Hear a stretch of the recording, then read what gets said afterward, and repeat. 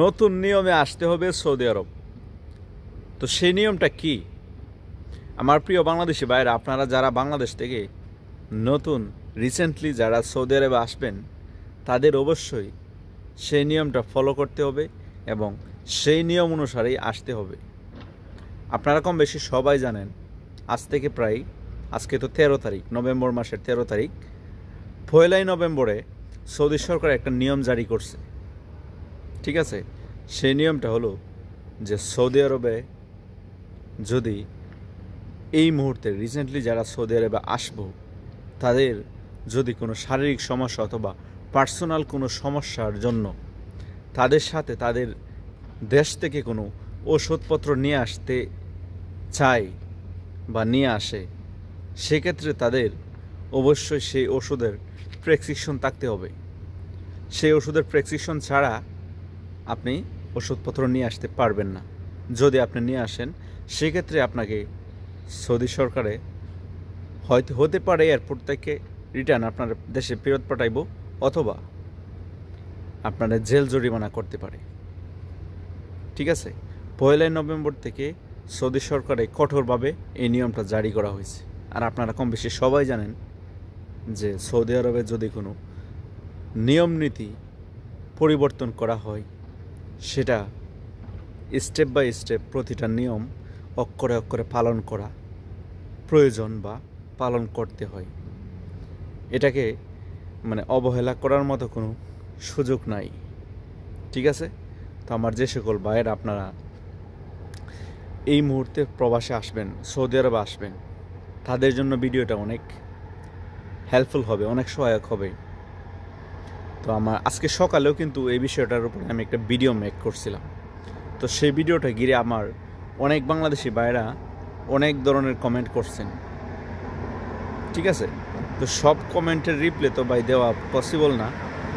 আমি তো এখানে কাজ করি, কাজের পাশাপাশি আপনাদেরকে আমি ভিডিও দেওয়ার চেষ্টা করি। তো আমি ভাবলাম কি, আচ্ছা সবাই যেহেতু এই বিষয়টার উপরে কমেন্ট করতেছেন, তো আমি সবার কমেন্টের রিপ্লাই একটা ভিডিওর মধ্যে দিয়ে দেই। ঠিক আছে, তো সেজন্য এখন বিশেষ করে ভিডিওটা মেক করতেছি। তো দেখেন, আমার অনেক ভাইরা কমেন্ট করছেন আপনারা যে ভাই সৌদি আরবের নর্মাল যেগুলো ওষুধপত্র আছে, যেমন সর্দির ট্যাবলেট, জ্বরের ট্যাবলেট, গ্যাস্ট্রিকের ট্যাবলেট, নর্মাল যেগুলো ওষুধপত্র আছে, এগুলোও কি নেওয়া যাইব না? এগুলো নিলে কি কোনো সমস্যা হবে? দেখেন আমার বাংলাদেশের ভাইয়েরা, প্রতিটা ভাই, আপনারা চাইলে সব ধরনের ওষুধপত্র নিয়ে আসতে পারবেন, কোনো সমস্যা নাই। আপনারা ওইখানে কি বলছে সৌদি সরকারে, যে প্রেসক্রিপশন থাকতে হবে ওষুধের, যে আপনি কী কারণে কী জন্যে ওষুধটা নিয়ে আসতেছেন, সেই ওষুধের একটা প্রেসক্রিপশন থাকতে হবে। আর আপনি যদি সর্দি জ্বর বলতে কোনো কথা নাই, আপনার যে কোনো সমস্যা থাকুক আর না থাকুক, আপনি চাইলে বাংলাদেশ থেকে ওষুধপত্র নিয়ে আসতে পারবেন, কিন্তু সেটার একটা প্রেসক্রিপশন আপনি বাংলাদেশে বানায় নেবেন, কোনো ডাক্তারের শরণাপন্ন হইয়া কোনো ডাক্তারের মাধ্যমে একটা প্রেসক্রিপশন লিখবেন, লিখায়া তারপরে ওষুধগুলো নিয়ে আসবেন। সর্দি জ্বরেই হোক আর যে কোনো ওষুধেই হোক, কোনো সমস্যা হবে না। আপনি কোনো ডাক্তারের সহযোগিতা নিয়ে আপনি একটা প্রেসক্রিপশন লিখে ওষুধপত্র নিয়ে আসবেন, কোনো সমস্যা নেই। আর যদি কোনো অ্যালকোহলযুক্ত কোনো ওষুধ যদি আপনারা আনতে চান, সেক্ষেত্রে বিষয়টা অনেকটা ডিফিকাল্ট। ঠিক আছে, অ্যালকোহলযুক্ত কোনো ওষুধ যদি আপনারা আনতে চান, সেক্ষেত্রে সৌদি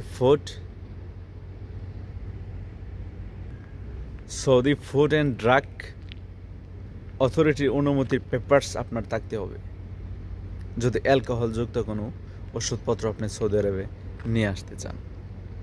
ঠিক আছে, তো ভিডিওটা খুব বেশি শেয়ার করে দিবেন। এই পর্যন্তই, আশা করি বুঝতে পারছেন। প্রতিটা প্রবাসীর উপকার হবে, ভিডিওটা শেয়ার করে দিবেন। আল্লাহ হাফেজ।